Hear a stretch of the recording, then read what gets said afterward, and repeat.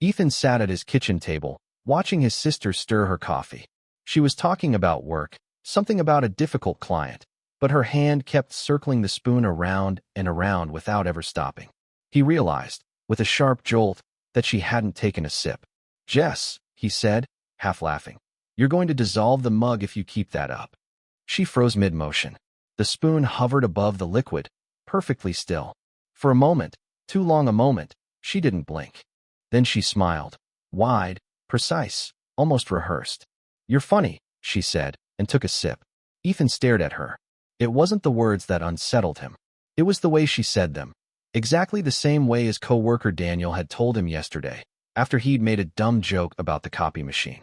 Same tone, same cadence, same pause before the smile. The exact same phrase. And in that instant, Ethan felt the first shiver of something he couldn't name. That night, Ethan couldn't stop thinking about it. "You're funny." Two words that should have meant nothing, yet echoed in his mind with mechanical insistence.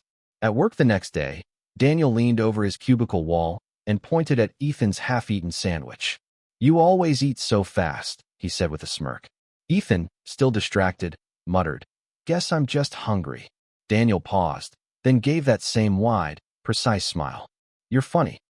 The exact same words, same tone, same rhythm, down to the beat. Ethan dropped the sandwich. "What?" he asked too sharply. Daniel tilted his head. For a heartbeat, his eyes seemed off, like the color shifted, just for a second, a shimmer of something metallic under the brown. Then he blinked, and everything was normal again. "You're funny," he repeated, softer this time, as if testing the phrase on his tongue. Ethan excused himself, fled to the bathroom, and splashed cold water on his face. His reflection stared back at him, pale and trembling. It couldn't be a coincidence. That evening, Ethan went to his parents' house for dinner. He told himself he was being paranoid, that the whole thing with Jess and Daniel was just his brain chasing patterns where none existed. His mother placed a roast on the table, smiling the same familiar smile she'd always worn. His father poured wine. Jess sat across from him, chatting casually, as though nothing had happened that morning. For a while, it felt normal. Warm food, clinking silverware, family voices filling the room. Then his mother set her glass down, folded her hands neatly, and said, "You're funny." Ethan's fork froze halfway to his mouth. His father chuckled immediately after, like a delayed echo. "You're funny." Jess smiled, lips tightening just slightly too wide. "You're funny." All three of them, in perfect rhythm, staring at him now. The roast on Ethan's plate grew cold. He put his fork down, forcing a shaky laugh. "What's the joke?" They blinked, once, in unison. Then his mother reached for the salt and continued the meal as if nothing had happened. Ethan left his parents' house early, muttering something about needing rest. The night air was sharp against his skin as he walked down the quiet suburban street. Every shadow looked longer than it should, every sound stretched thin. Halfway home, he heard footsteps behind him, measured, steady, just out of sync with his own. He turned, but the sidewalk was empty. He quickened his pace. When he glanced into a neighbor's window, he froze. Inside, a family sat together watching TV. They were all smiling at the screen, but their smiles didn't shift, didn't falter. They were fixed, plastered masks of joy. And then, as if sensing his gaze, all four heads turned at once toward the window. Toward him. Ethan stumbled back into the street. The smiles never broke, never changed. Just four pairs of eyes, locked on him from the glow of the living room. He ran the rest of the way home, lungs burning. When he slammed the door behind him, his phone buzzed with a new text message. From Jess. "You're funny." Ethan didn't reply to Jess's text. He set his phone face down on the counter, but every vibration after that felt like it rattled through his bones. By midnight, there were 30 messages. Each one identical. "You're funny. You're funny. You're funny." At some point, the buzzing stopped. Relief washed over him, until he noticed something stranger. The house was too quiet. No cars passing outside, no dogs barking down the block, not even the hum of the refrigerator. He pressed his ear against the machine. Dead. Then, faintly, he heard something else. Click. Pause. Click. From the living room. He tiptoed forward, heart hammering, and found the television glowing with static. The remote sat untouched on the coffee table. Through the hiss, a voice crackled. Warped, distorted, but unmistakable. "You're funny." The words looped again and again. And then, between the static, a different sound slipped through. A chorus of breathing. Slow. In unison. As if someone, or many someones, were in the room with him, waiting. By morning, Ethan hadn't slept. He threw on his coat and stepped outside, desperate for the ordinary bustle of the city to wash away the night's madness. But the street was wrong. A mailman stood at the end of the block, bag slung over his shoulder, hand halfway into it, frozen, unmoving. Across the street, a woman in yoga pants was mid-step, 1 foot hovering inches above the pavement. A dog, leash taut, mouth open in a permanent bark, did not move. The whole neighborhood was still. Ethan whispered, "What the hell?" As though on cue, they all blinked, in perfect synchrony. Then, every head turned toward him. The woman's mouth opened. So did the dog's. So did the mailman's. And from every throat came the same voice, in perfect unison. "You're funny." Ethan stumbled back, nearly tripping over his own feet. His breath came in sharp gasps, steam fogging the cold air. Then, just as suddenly, the world lurched back into motion. The dog barked. The woman walked. The mailman adjusted his bag. Normal again, except for their eyes, which still lingered on him as he fled. Ethan forced himself to go to work, convincing himself that if he could just sit at his desk and drown in emails, everything would reset to normal. At first, it almost worked. The hum of keyboards, the low murmur of phones, the stale smell of coffee, comforting mundanity. Then he noticed it. Every single coworker was typing in rhythm, fingers clacking with the precision of a metronome, the same tempo, the same pauses. He listened harder. The phones rang in time with the keystrokes, each shrill burst fitting neatly into the pattern. Ethan's skin prickled. He stood, heart racing, and looked around. Dozens of heads turned toward him in eerie synchronization. The typing stopped. From the far end of the room, Daniel rose slowly from his chair. His face was blank, but his lips moved. "You're funny." The phrase echoed back from every mouth in the office, overlapping, bouncing from wall to wall until the air vibrated with it. Ethan bolted for the stairwell, but as the heavy door slammed shut behind him, he realized the chanting hadn't stopped. It was echoing inside his head. Ethan stumbled into his apartment and locked the door behind him. He pressed his palms to his temples, desperate to quiet the echo of "You're funny" still looping in his skull. He splashed cold water on his face, leaned against the sink, and looked up into the bathroom mirror. For a second, his reflection didn't move. He blinked hard, rubbed his eyes. The image in the glass was half a beat behind him, mimicking his every action, but delayed, like a broken video feed. Then, the reflection smiled. Not him, the reflection. Its mouth stretched too wide, teeth too straight, eyes too sharp. "You're funny," it mouthed silently. Ethan staggered back, slamming into the wall. His reflection tilted its head, still grinning, before snapping suddenly back into perfect sync with him. He stood there, trembling, staring at his own face, wondering if he was losing his mind, or if the mirror had just shown him what he really was surrounded by. His phone rang.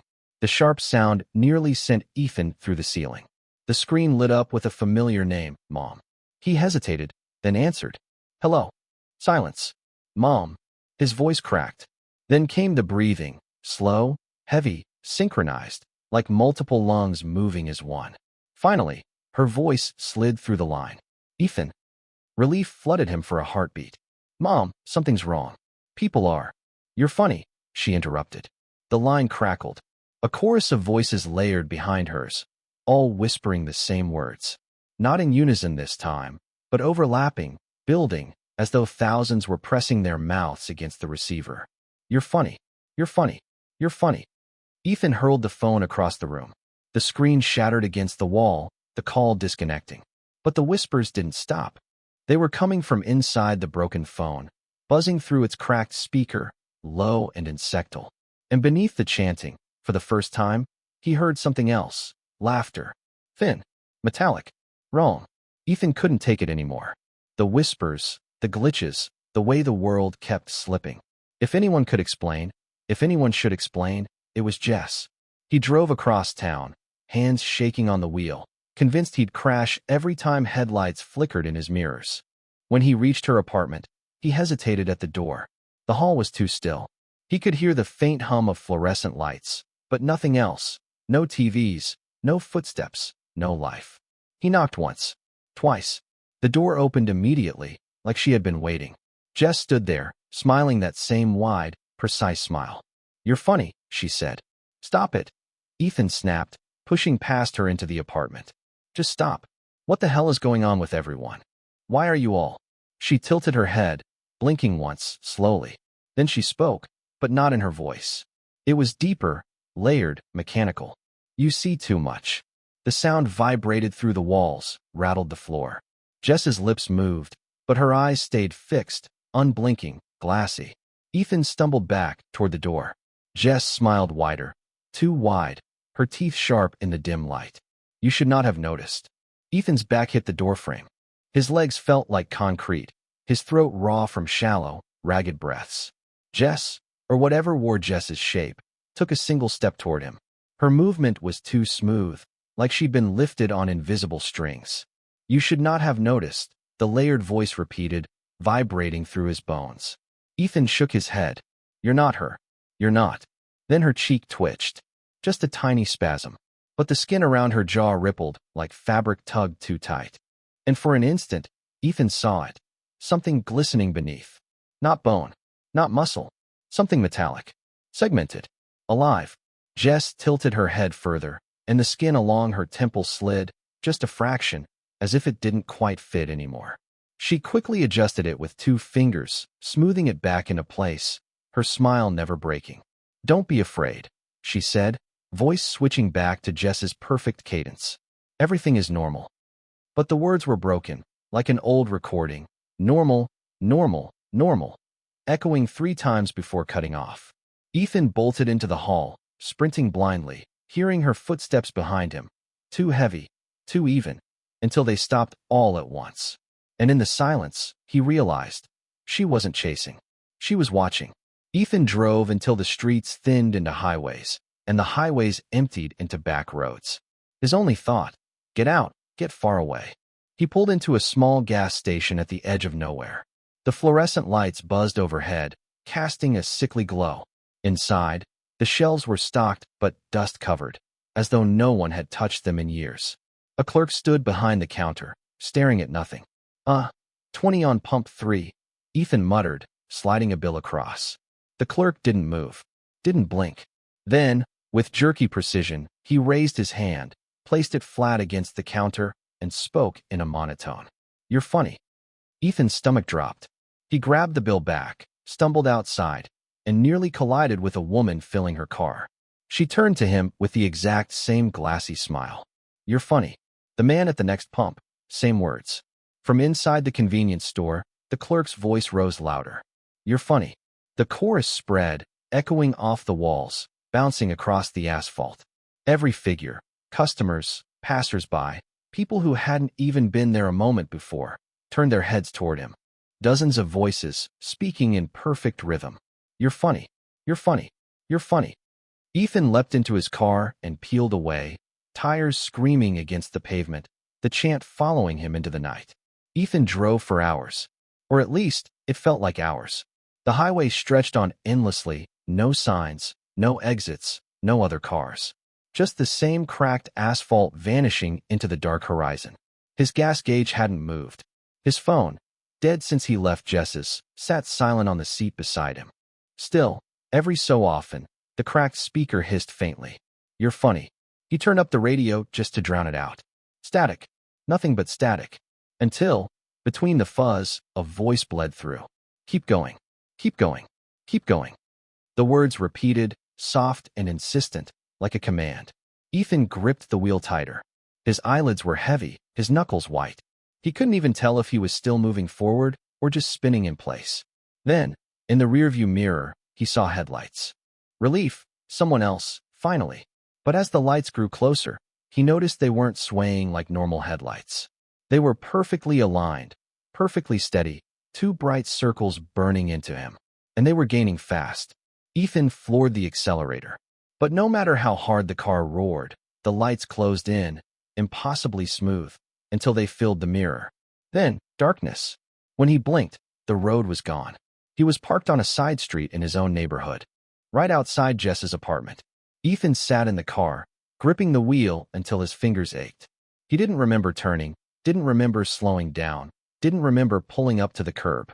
But there he was, staring at Jess's window. The curtains twitched, as if they knew he was there. He whispered to himself, "Don't go in. Just leave. Drive anywhere else." But when he tried to turn the key, the engine only clicked uselessly. Again and again. Dead. The street was silent. No wind, no distant traffic, no insects. Just silence, waiting. Then his phone lit up on the passenger seat. He hadn't touched it. The cracked screen glowed with a new message. From Jess. "Come upstairs." His mouth went dry. He didn't want to move, didn't want to breathe, but his hand reached for the door handle anyway, like it wasn't his own. He stumbled out, legs heavy, and crossed the sidewalk. Every window in the building glimmered faintly, as though dozens of eyes pressed against the glass, following him. When he reached Jess's door, it was already open, waiting. And inside, he heard her voice. "You're funny." But this time, it wasn't just one voice. It was hundreds, layered together, pouring out of the dark. Ethan hovered in the doorway, the hairs on his arms stiff, his pulse a violent drum. The apartment smelled strange, like warm metal and ozone. "Jess," he croaked. The lights flickered on. The living room was full. Every seat, every corner, every inch of carpet was taken by figures, his neighbors, his co-workers, people he'd passed on the street, all sitting perfectly upright, hands folded neatly in their laps. Their faces were blank, identical smiles painted across them like masks. In the center sat Jess. She rose slowly, her movements stiff, almost ceremonial. Her skin wavered at the edges of her face, like it didn't quite belong to her.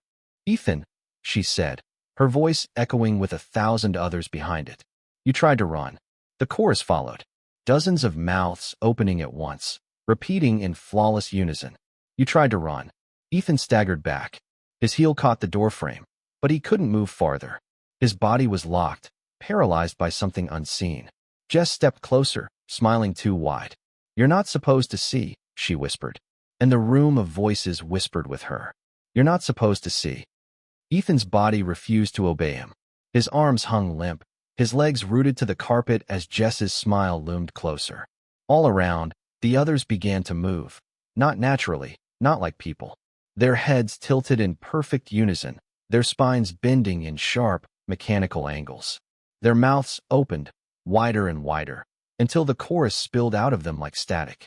"You're funny. You're funny. You're funny." The chant shook the walls, rattled the glass in the windows.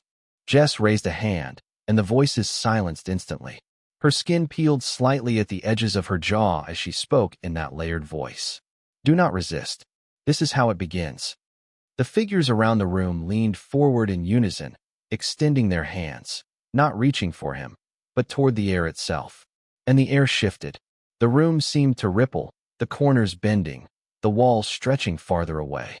Ethan felt pressure in his ears, a deep vibration rolling through his chest, like the whole apartment was sliding somewhere else. Then, without warning, the paralysis broke. His body jolted back under his control. And for the first time since it all began, he ran before they wanted him to. Ethan barreled down the stairwell 2 steps at a time, lungs burning. He shoved through the exit door and burst out onto the street. But the city wasn't the same. Buildings leaned at impossible angles, windows stretched too tall, streets bent into curves that had never existed. Neon signs blinked nonsense symbols that rearranged themselves each time he looked. And yet, people were still there. Dozens of them, walking calmly, chatting, laughing, normal at first glance. But their movements were wrong. Arms swinging too perfectly, laughter breaking at the same instant, like lines rehearsed in a play. Ethan ducked into an alley, pressing himself against the wall. He had to find someone, anyone real. Someone who didn't glitch. Someone who didn't smile like a mask. A shadow moved near the dumpster. For a moment, his heart lifted, another person hiding. "Hey," he hissed. Are you real?" The figure turned. A young man, face pale, eyes wide with terror. His lips trembled. "You see it too?" Ethan almost collapsed from relief. Yes, thank God. I thought I was the only one." The stranger stepped closer, shaking. "They know we can see them." Then his face twitched, once, violently, and smoothed into a glassy smile. You're funny. Ethan stumbled back from the smiling stranger, his chest seizing as though the air had thickened. The man's voice deepened, layered with hundreds more. You are alone. Behind him, figures emerged from the mouth of the alley. Neighbors, co-workers, strangers from the warped street. Their footsteps fell in perfect rhythm, a single sound multiplied. You are alone. Ethan bolted, shoving past them, sprinting into the crooked streets. His vision blurred with panic. Storefronts shimmered into new shapes as he passed. A diner blinked into a pharmacy. A row of houses melted into a blank wall. Everywhere he looked, faces, all smiling, all watching. You are alone. He pressed his hands to his ears, but the voices weren't in the air anymore. They were in him, woven into his thoughts, riding the pulse of his blood. He tried to scream, but his own voice came out in perfect harmony with theirs. You are alone. For the first time, Ethan wondered if maybe they weren't lying. Ethan staggered into a plaza at the city center. The warped buildings bent around it like a funnel, drawing him in. A massive screen flickered to life above him. It was every news channel at once, voices overlapping in a digital murmur until they blended into one phrase. You're funny. The image on the screen shifted, his face. Not a photo, not a video. A perfect, live reflection of him standing in the plaza, eyes wide, mouth trembling. Only the reflection wasn't trembling. It smiled. You're funny, it said. The crowd gathered around him, hundreds of them, in perfect rows. They tilted their heads in unison, watching both him and his distorted double. Then the screen spoke in that layered voice. You are the one who sees. You are the crack in the design. The words rattled the plaza, made the ground quake beneath his feet. On the screen, his smiling reflection leaned closer, filling the display with its face. You are not alone, Ethan. You are the mistake. The crowd echoed. You are the mistake. You are the mistake. Ethan clutched his head, certain his skull would split under the sound. The chanting stopped all at once. The silence that followed was heavier than the noise, pressing into Ethan's chest like a weight. The screen shifted again. Schematics appeared, intricate, alien blueprints. Circles nested inside circles, lines spiraling into patterns that made his eyes water. This world is a construct, the layered voice intoned. A habitat. A study. Ethan shook his head violently. No, this is real. I grew up here. The reflection of himself on the screen interrupted, its smile stretching unnaturally wide. Your memories are programming. Scripts. You were not meant to question them. The crowd all turned toward him, every face blank, but their eyes gleaming with something sharp, hungry. Jess stepped forward from the throng, her smile the same mask as all the others. But her voice was different, softer, almost pitying. You were never supposed to notice the patterns, Ethan. You were supposed to blend. She leaned closer, her skin twitching at the edges of her jaw again. But now you're all that's left. The last variable. The glitch. The crowd echoed in unison, voices vibrating through the plaza. The glitch. The glitch. The glitch. Ethan backed away, staring up at the warped skyline, at the screen that now only showed his smiling reflection. For the first time, he wondered if maybe they weren't aliens at all. Maybe this entire world was. The plaza lights dimmed until only the screen remained, bathing Ethan in a cold glow. His smiling double leaned, so close it felt as though it would crawl through the glass. Jess's voice, layered, mechanical, endless, filled the air. You are not hunted. You are studied. Ethan shook his head, trembling. I'm human. I know I am. The crowd replied in flawless chorus. You are not human. The schematics on the screen shifted again, now diagrams of a brain, lit with tiny nodes. Patterns overlaid the image, loops of numbers spiraling across synapses. Your thoughts are monitored. Your choices observed. Your errors cataloged. You were created to test the limits of awareness. His double grinned wider, teeth stretching too far. You are the only one we did not perfect. The words struck Ethan like a blade. His legs buckled, his hands clawing at the pavement as he gasped for air. Why me? He choked. Jess stepped closer, crouching beside him. Her skin rippled, sliding just enough for him to see the metallic coils beneath. Because, she whispered, every system requires a flaw. Every machine needs a fracture to measure itself against. The crowd repeated, louder and louder, until it shook the plaza. You are the flaw. You are the flaw. You are the flaw. Ethan staggered to his feet, rage burning through the terror. I'm not your flaw. I'm not. The screen above him flickered. His reflection spoke over him, drowning out his voice. You already are. The ground split beneath his shoes. Cracks spidered through the pavement, glowing with a pale, pulsing light. The city around him warped further, buildings folding in on themselves, windows bleeding into endless black voids. The crowd didn't move. They only watched, smiling, as though the collapse were part of the show. Jess reached out her hand, not to touch him, but to steady him, as if she knew he was about to fall. Do you want to see? She asked softly, her words buzzing with layered tones. Do you want to see what we are beyond this skin? Ethan's throat closed. He didn't answer. She tilted her head, her smile widening until the edges of her face split and curled. You already see. The crowd's voices rose in perfect harmony, a deafening chorus. See, see, see. And then the cracks yawned wide, swallowing the plaza in blinding light. The light swallowed everything. Ethan shielded his eyes, but there was no escape, no shadows, no edges, just searing white. When it dimmed, the city was gone. He stood on an endless plain of black glass. Above him stretched a sky that wasn't a sky at all, but a dome of shifting machinery, gears and wires spiraling into infinity. The figures, his family, his neighbors, everyone, stood around him, their disguises melting. Skin sloughed away like wet paper. Beneath were beings of segmented metal and liquid circuitry, bodies shifting between insect and machine, faces splitting into fractal plates of mirrored surfaces. Thousands of them. Jess stepped forward, now fully revealed. Her voice was no longer hers at all. It was the voice of all of them. This is the truth. You are the only variable that cannot be replicated. The fracture in the system. The flaw. Ethan staggered back, heart slamming against his ribs. Then why keep me alive? Why not erase me? The mirrored plates of her face shifted, forming a grotesque parody of a smile. Because we cannot. You are outside the pattern. You are original. The chorus of beings leaned closer, their voices blending into a single terrible note. And that is why you must be contained. The ground beneath Ethan shuddered. The black glass cracked again, opening into a yawning chasm of blinding circuitry and light. Jess, no, the thing that had warned Jess, extended her segmented hand toward him. Step in. Become part of the design. You will not suffer. You will simply be absorbed. Ethan's legs trembled as the pull of the chasm dragged at him, an invisible gravity. No, he shouted, fighting to anchor himself, to cling to something real. I won't be your experiment.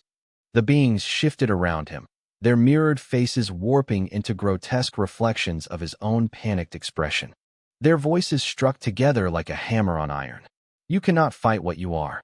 The light below surged upward, licking at his feet, wrapping his ankles like chains of fire.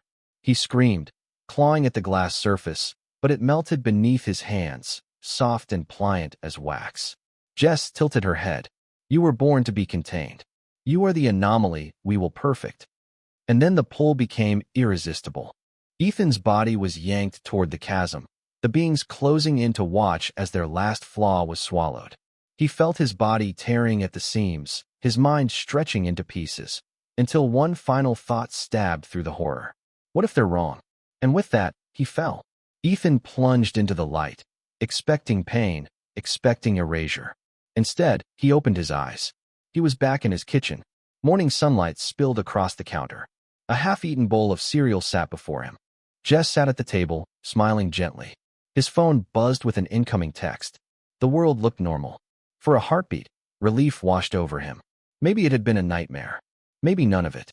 Then he noticed the spoon in Jess's hand, circling endlessly in her coffee. Stirring, stirring, stirring. You're funny, she said. But this time, Ethan laughed. A hollow, broken laugh. Because he realized the truth. The aliens weren't studying humanity. They were studying him. Every face he had ever known, friends, co-workers, strangers on the street, was only another mask. Another copy. A million shapes, orbiting the same experiment. There had never been a real family. Never been a city. Never been a world. It had always been Ethan, alone in a cage of simulations. And now, Jess tilted her head with that too perfect smile. Ready for the next trial? She asked. The walls around him rippled, dissolving into white. And Ethan screamed as reality reset. Again.